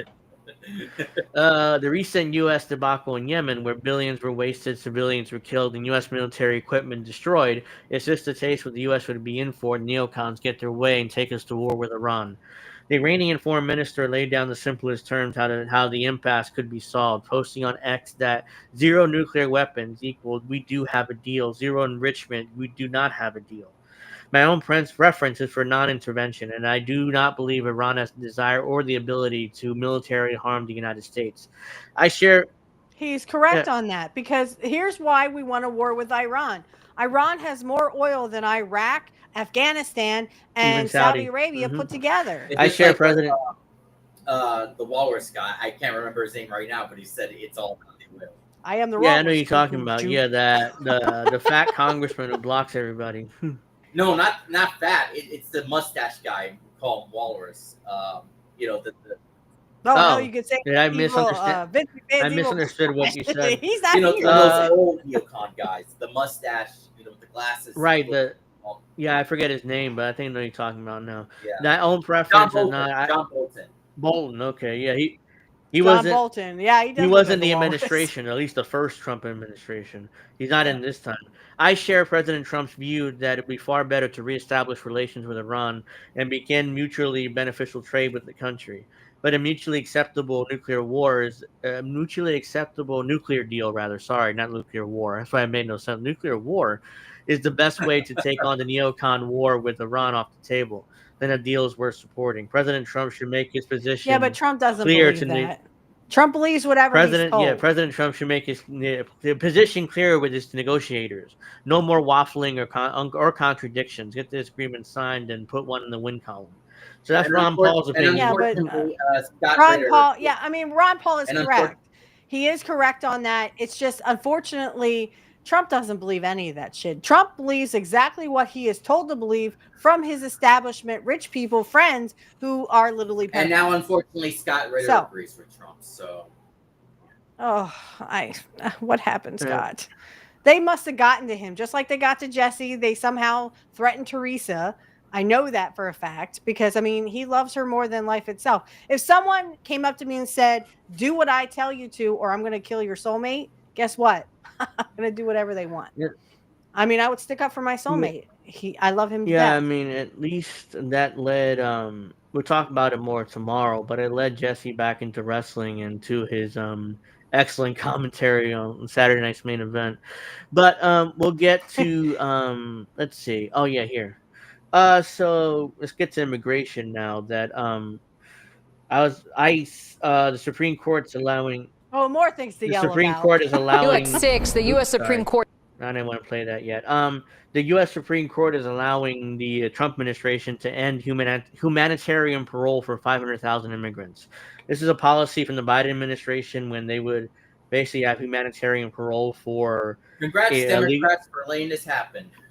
for illegal aliens and stuff, and now that's ending. And Republicans for enacting That's ending under Trump now, thanks to the Supreme Court. So they're going to allow for a bunch of deportations that wouldn't have been allowed before. So, by the way, Democrats do deserve the blame for this because they should have, they should not even done a lot of this stuff. Like Bill Clinton signed that. Democrats is because they helped Trump, or they let Trump win the second time, and now he's. Well, not only that, but I mean, literally, Democrats have given everything to Trump. Everything Trump has ever coveted, he literally got from the Democrats in his first term. Second term is Chuck no Schumer different. came to a deal with Trump about fast tracking a bunch of his judges. Yeah, so they're on the bench now today. And of course, there's the photo from his first term when he was shaking hands with Trump. Yeah. Yeah, and the one in the White House, in the Oval Office, I think. I know what you're talking about. But yeah, I mean, the Democrats, they caused a lot of this. So let's watch this clip from CBS Miami here. So, At 6, the U.S. Supreme Court today authorized the end of humanitarian parole for 500,000 migrants. The court sided with the Trump administration, leaving Venezuelans, Haitians, Nicaraguans, and Cubans at risk of deportation. Here in South Florida, some immigrants are being detained at federal immigration courts for expedited removal. CBS News Miami's Yvonne Taylor is live from Miami with reaction tonight. Yvonne? Germany, they didn't say all the white countries. Yes, definitely. Yeah, I mean, but they're bringing South. They didn't say anything about the white South Africans that they're are bringing in white now. South Africans as alleged victims of genocide from the majority black government. Yeah, victims of genocide, my asshole. That's why I say alleged, because I don't believe it either. I've not seen any evidence of so-called genocide against white people. No, and notice how they're not kicking any of the white people out. A very difficult day for many families in South Florida, Lauren. We're going to start with a story of a Dominican woman who says that a federal judge told her that her nephew did not qualify for political asylum. So as they were leaving court, she says ICE agents detained him. And tonight, they don't know where he is. That's unfair. This is unfair. I'm so sorry. I can't talk enough. Let me ask you. How old is her nephew? I don't want to sound like an asshole, but I didn't see tears from her eyes. Well, the only thing I'm asking is, like, how old is the nephew? Because, guys, let's not forget that they're still trafficking kids, and they're still using immigrant kids or migrant kids to traffic into sex trafficking. I don't know how old her nephew is. I don't think it says. Okay. I wouldn't be surprised if he's under 18. I would not be surprised if they don't know where he is because he was sexually trafficked. Yeah. Just saying. Delta Mejia cannot believe she's going back home without her nephew, 29-year-old. He's 29 years old. Okay, this is him here. He's 29 years old. Yeah, All this right, is never him mind. here. He's about to. But he probably was disappeared. I'm sure he was disappeared because, again, she he's not said white. that she can't find him and they don't know where he's at, which ICE facility he's at. They disappeared him. They did so. Yasael Almonte they Mejia. disappeared him. This means today from her asylum that we applied. Then we put all the proof and we explain all the situation that happened in DR. And like many other immigrants, when their case is dismissed, they are detained at the hallway before leaving the building by immigration agents dressed as civilians. It's been happening frequently at the 333 Miami Avenue. She pissed. She said it's time for justice. It's justice. We had enough, So that another family member of hers must have been, arrested and might be deported. Federal court building. Janet Correa's husband was detained this Her week. husband, okay, that's what it was. Yeah. According to her immigration lawyer, yeah, he has already been placed on expedite removal. In Washington, this Friday, the U.S. Supreme Court sided with the Trump administration to end a program created in 2023. The humanitarian parole is over. Willie Allen, who has been an immigration attorney in South Florida for over 4 decades, told us he is not surprised to see this outcome. One president creates an executive action, the next president can eliminate. Still, the least affected are going to be the Cubans, who can still apply for Cuban adjustment. The news caused me anxiety, and once again, we are wondering what's going to happen. Eduardo Villaverde is one of the 500,000 people who came to the U.S. through the humanitarian parole, a program the Biden administration used to reduce the number of illegal entries and accommodate migrants fleeing countries in critical situations. He came from Nicaragua. 531,690 people are affected, to be exact. The highest number came from Haiti. The decision also means that our work permits will be revoked and we'll be out of our jobs. Yeah. Well, ending the humanitarian parole means that they know. So that's that. But here's what's going to happen on Fox News. No. I'm sorry to interrupt. But here's what's going to happen on Fox News. Now they're going to say, oh, they're letting murderers in here. They're letting rapists in here. Yeah. That guy was just a normal guy who wanted to fucking work in the United States. See, that's the problem. You have Democrats who are fucking immigrants. You have Republicans who are saying, oh, no, look at these horrible, and punching down at immigrants. Guys, your enemy is not immigrants. Your enemy is rich people. Yeah, and what's worse is when only caring about illegal immigrants. Now it's immigrants. Yeah, it's they're. Yeah, it doesn't matter. They're taking away protections from legal immigrants, and now they're rounding them up and deporting them too. But what's worse is the Biden administration and the Democrats do executive orders to protect immigrants. And what Trump does, he can just rescind them. It's like, yeah, get the fuck out. But that was their whole plan to begin with. So they don't pass laws and passing laws in order to protect them. No, they just do executive action. Oh, it's fine. A Democrat win the next election anyways. Nope. So no, it's bullshit. They lost, and they're gonna keep losing, I suspect, because Trump's approval rating still over 50%. Nobody really likes to talk about that. I think you saw sharing from Dave Weigel. I think that's his name. He's saying that Trump's approval rating is not declining anymore. No, it's not. It's over 50% still. That's because they're still fucking again, people are too busy watching Fox News and jacking off to the fact that they're blaming immigrants for shit that the rich white people are doing. Guys, again, the immigrants are not your enemy. Your enemy are the fucking wealthy rich people. Yep. So Trump's approval rating over 50%. And if it stays that way, a Republican's going to win again in 2028. So let's see. Doesn't matter. We're still gonna all lose. I mean, even if a Democrat wins, I mean, who? Pete Buttigieg can be president? I mean, that's not gonna change anything.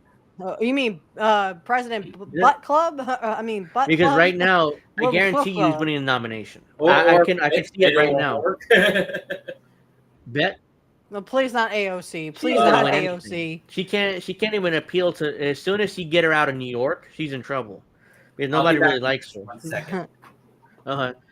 New federal task force and this is worse because now Trump administration is planning to use a Bill Clinton law in order to deputize local police departments and the National Guard into doing immigration roundups, which is allowed under. How about you deputize me into kicking the shit out of the wealthy? I'll take that job. They deputizing people to arrest poor brown people and deport them. That's the real reason of this. Of course, because again, punch down at the immigrant. The immigrant is somehow your enemy. No. They're not your enemy. They're just trying to make a living. New federal task force under Section 287G could form an ICE army from National Guard, state, local, and college police. White House Operation Homecoming plans to call additional 20,000 additional personnel. DHS looks to mobilize the National Guard. The Trump administration has dramatically ramped up arrests and sweeps of people residing in the U.S. with new highly visible indictments in court cases unfolding every week and reaching new heights by mid-May. A new development could spell a much larger scale of activities on American streets under Section 287G agreements. So this is it here. This is way too fucking small. Hold on. There we go. The Illegal Immigration Reform and Immigrant Responsibility Act of 1996, this is during Clinton's administration, added Section Damn, we 287G were 10. to the Immigration Nationality Act, authorizing U.S. Immigration and Customs Enforcement to delegate to state and local law enforcement officers the authority to perform specified immigration officer function under the agency's direction and control oversight. So this is what that is. So that's what I wanted to show here. Did I just not show that part? No, I didn't. Here it is. This is what I'm talking about here. So it allows ICE to deputize state and local law enforcement to basically do certain immigration officer functions. So they'll basically be arresting illegals and not deporting them, but basically sending them to ICE in order for them to do the deportation. So this, I think we need to get these rich elites back to the countries that they came from. I believe it was Scotland for Trump. Where's Bill Gates from, huh? Where's his family from? Don't say America. I know that, but everyone is an immigrant. Unless you are Native American, you are an immigrant. Okay, so you're literally hating on yourselves and your ancestors. So if you punch down at the immigrants now, guess what? You're also punching down at your ancestors. Next time you want to talk to an immigrant, like a poor person, talking down to them and saying, "Oh, it's all their fault." Well, then you have to talk about yourself too, motherfucker. Because unless you're Native American, you are an immigrant too. a new development. While 287G is mostly known for changing how arrestees are processed in county jails by sheriff departments, there's a mode of agreement called the task force model, which would make police available from local and state agencies to work as extensions of federal immigration police. This would make it vastly more likely for immigrants to get detained during routine law enforcement encounters, and massively expand how many local police can participate in federally managed sweep operations. So this is one in Tennessee. One sweep recently netted around 196 arrests of undocumented residents in Nashville. It was carried out by the Tennessee Highway Patrol and ICE using the 287G program. The operation quickly emptied. Oh my God! There's a picture of Stephen Miller. He's a fucking snake. Yeah. Actually, I did notice for some. The operation quickly emptied the pews of several Spanish-speaking parishes in the Diocese of Nashville. So there's a bunch of churches that are now, all their members are gone because they were all arrested. According to Catholic OSV News Service, Tennessee Highway Patrol officers have been conducting traffic stops to identify and detain persons in predominantly Latino neighborhoods. This is the pattern of activity around 287G program intended to intensify because there are not enough federal agents to screen traffic at this scale. So yeah, here's the thing. I go to a church too. We're Protestant, and a lot of I'm sure some of our members don't have their paperwork in order. So that's what we're concerned about, and we're taking steps in that action. But in our experience covering high-level police structures and program personnel, manpower coordination are usually quite constrained. Various state and local governments work around this by creating key documents like Memoranda of Understanding and Memoranda of Agreements. The controversial agreement between the Internal Revenue Service and ICE that surfaced May 13th in American Oversight's court case is a great example of MOU's work.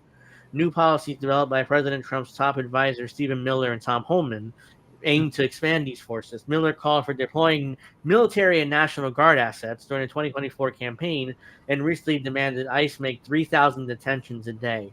In recent weeks, more reports have surfaced that the Department of Homeland Security is looking to mobilize law enforcement agencies in 25 cities to enforce more civil immigration violation detentions. The National Guard may even come involved. DHS is trying to get 20,000 National Guard personnel, a section on National Guard mobilization. Remember when AOC, when she was running, she was against ICE, but then she took that policy away? She took it off her website, and she hasn't really mentioned it. Yeah, but initially she wanted to shut down ICE, and when she first ran for Congress, and as soon as she's elected, that disappeared. Yeah. The FBI is also possibly allocating 1/3 of its agents' time in some field offices to civil immigration enforcement. Drug Enforcement Agency, U.S. Marshal Service, and the Bureau of Alcohol, Tobacco, and Firearms and Explosives are similarly getting tasked this way. We have heard additional reports about other federal agents getting pulled from normal work and put into this kind of activity, but the full picture remains murky. The entire government, the entire federal apparatus is going to focus pretty much on getting rid of all these illegals. So, yeah, this article goes on forever, but I want you guys to read it on your own time because, I have 15 minutes left, and quite frankly, it's like a really long article.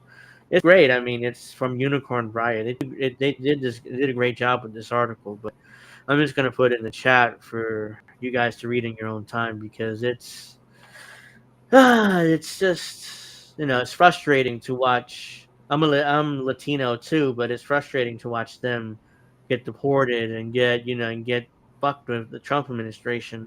And what's worse is it's working because his approval rating's still above 50%. Yeah.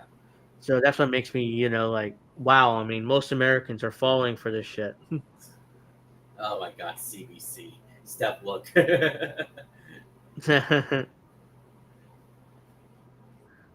Suck a dink. It's suck a dick, my love. It's suck a dick. But it's so funny. Trump approval rating is not bad, while the Democrats are on an all-time low. They just keep sinking and sinking and sinking. Yeah.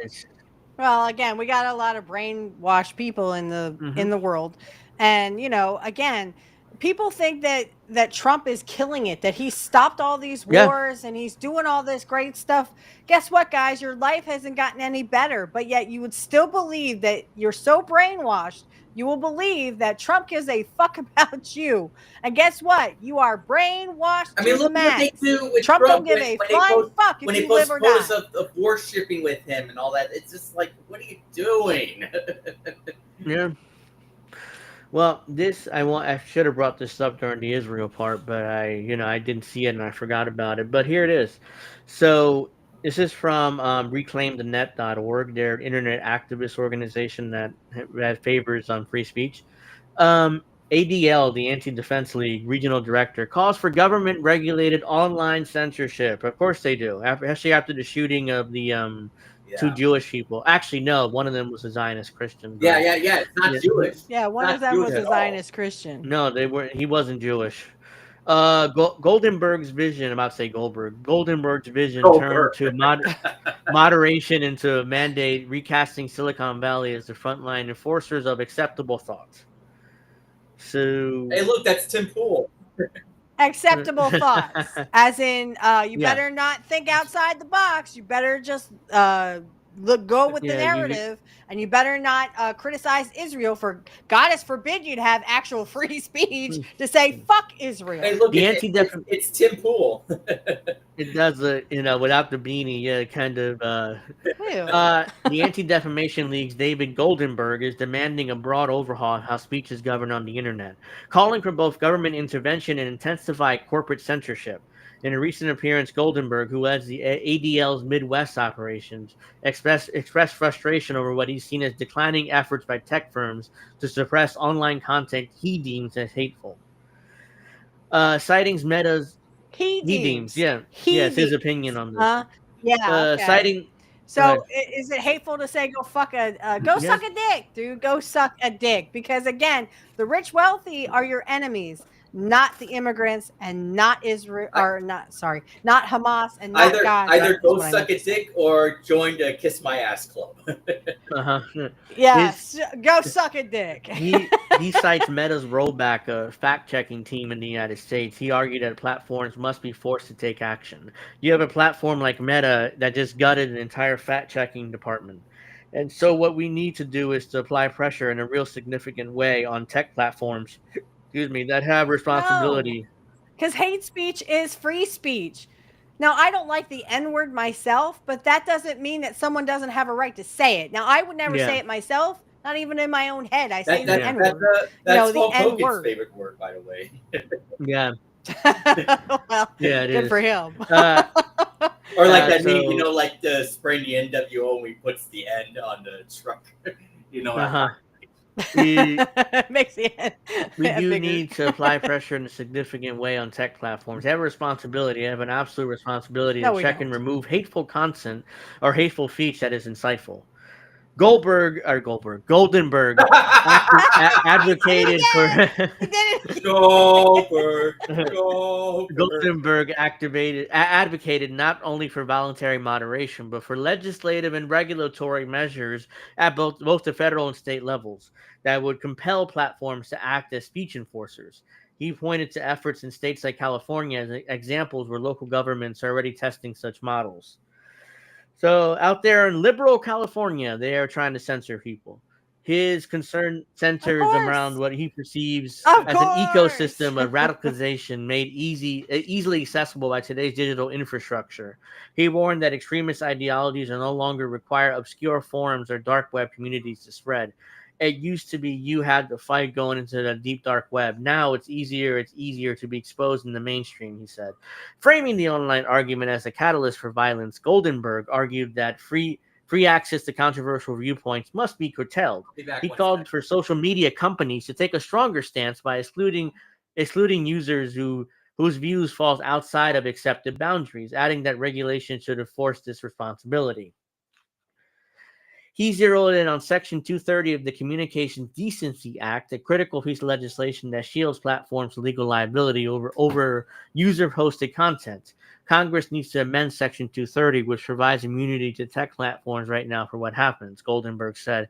He dismissed comparisons between modern platforms and telecommunication companies, referencing past remarks by Facebook's Mark Zuckerberg about how phone providers were not liable for threats made over calls. Goldenberg's view was blunt. These tech platforms are not guaranteed under the Constitution. They're just not.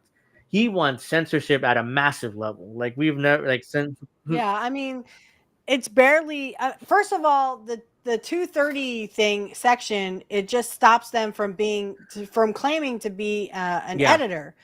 Because then they can censor, I think, or no, they have to something like that. Like if they become an editor, they can't censor. But because they have this legal loophole, now they can censor. But I mean, I will not go back on Facebook, and this is why, because they are massively I mean, X is too, but I mean, Facebook literally you cannot go under another name. Where X, I can be who I want to be,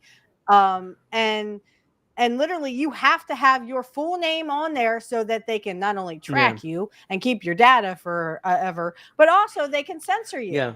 From his perspective, private companies should be able to kick people off to deplatform. If they fail to do so voluntarily, they must be pressured or regulated into compliance. He described accountability as a mechanism for shaping behavior, stating, accountability is a tool that be incredibly effective in changing behavior. The position advanced by Goldenberg. Yeah, because they said a word I didn't like. Reflects a broader effort to blur the line between public authority and public and private platform control. By demanding that companies mirror the goals of activists and lawmakers, his approach seeks to institutionalize censorship and convert digital platforms into engines of ideological enforcement. But such a vision comes with consequences. By urging the dismantling of legal protections, empowering both governments and corporations to decide which views should be silenced, this framework sets the stage for widespread suppression. What's framed as protection from harm becomes a template for redistricting dissent and narrowing the range of permissible thought in public discourse. So there you go. The ADL, this guy in particular, not only wants to censor, but they want to do it in a mass scale. Remember COVID? Remember all that censorship? It's going to be much worse if he gets his way. Yep. By the way, Angel, much worse. Suck a dick. That's all I got to say. Suck a dick. And if you don't like the fact that I said suck a dick, go suck a dick anyway. Speaking of COVID, Angel, don't forget to message. Don't forget to spread the message. Yeah, get your boosters. Get your, I'm on my 11th or 12th booster by now. I'm just a corpse. Yeah, make sure you get your booster shots. I've had mine scheduled for next week, and that might be my 5th booster now. So make sure you guys get your booster at your local pharmacies or your local hospitals or whatever. So, yeah. So that's, let's see. Anything else? Because I think I have a few more minutes. I think I covered pretty much everything on my on this. So, yeah, let's see here. So tomorrow we're gonna go live 8 o'clock Eastern for Pro Wrestling Talk which we have plenty to discuss. Hopefully, we're not knocked Yeah. out, from storms or Well, whatever. I won't be on tomorrow because I'm going to the Yankees-Dodgers game, which is at 7 Eastern. So. Oh, well, have fun. Yeah. And try not to get rained Going on. to Dodger Stadium. Right? It's not going to rain. It's Southern California. Mm-hmm. Sure, it's not going to rain. That's what they all say. What's going to rain is all of the tears from Dodger fans when they. Oh, he's talking smack now, bitch. Yes, so that's tomorrow 8:00. We have wait, did we review Saturday? That's last week. Yeah, we did. We got to preview. We got to preview Money in the Bank and Worlds Collide, and we have to discuss AEW Double or Nothing, and a disaster. Nobody watched, by the way. And we also have to discuss Mariah May most likely signing with WWE and leaving AEW. Maybe signing with WWE, and I went, really? So interesting. So she's going to leave AEW, and we'll probably maybe do some clips, not your clips, Alex, but other clips. If not, if we run long, we just won't do clips, whatever. But yeah, we like to talk a lot, so if we run long, we won't do clips. So yeah, I mean, other than that, I mean, let's see. And also, we'll be able to do the GTA 6 episode soon, hopefully. Yeah, that's something, that I know we've been meaning to do it for weeks, but it's something, I always run into problems and stuff. With, yeah, again, that's another thing we got to do and set up. Yeah. So, I mean, we've just been so busy lately, yeah. I've been busy personally, so I haven't been able to talk to people about doing these episodes, but I do plan on doing it. I'm not forgotten. It's just I run into stuff in my own personal life, and I'm gonna be busy on Sunday again. Yeah, and that's my message to everybody. Have a good weekend, and remember, everybody, suck a dick. No, don't. Yes, So yeah, I do want to thank everybody for watching and supporting my show, and because views have been going up the last few weeks, so I do want to thank everybody for their support. Make sure you keep liking. Make sure you keep subscribing. Yeah, very important. Hit those like buttons on YouTube and Rumble and all the other platforms that I'm on. Angel in the Afternoon will be on next Friday at 7. I expect to be on again. Next Saturday is Money in the Bank, so we'll probably have to move to Sunday. That'd be June 7th, I believe it is. Hold on, let me check my calendar before we go here because I don't want to give wrong information. I think it's the 8th, the June 8th. Yeah. June 8th, yeah. The 7th is Money in the Bank and Worlds Collide. So the 8th would be when we're on at 7. So that's June 8th at 7. And don't forget June 8th is also my 100th episode at 4:00. I think we'll be done by 7. We'll definitely be done by 7. Yeah, it'll be. It'll be you, Kit, Alex. You can come on if you want to, if you can. Deconstructing topics, and I'm trying to get Snow back on too. Yeah, so that'd be June 8th at 3 or 4. You're planning on filming 4 p.m. Eastern Standard Time. Little brother, for you, I think it's 1 p.m. Yeah, it'd be 1 p.m. So yeah, that'll probably Angel. No, for June 8th, it's supposed to be the Xbox showcase where they show the new. Oh yeah, so busy day.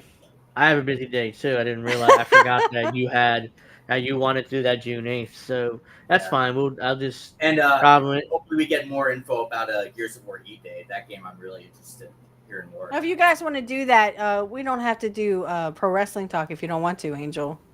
Oh no, I mean we're gonna have to review Money in the Bank anyway. So yeah, if you wrap up at 6 or 6:30, I can have time to get a bite to eat and then come right back on. So I don't mind. Yeah, I only want to go for like 2 hours, maybe an hour and a half.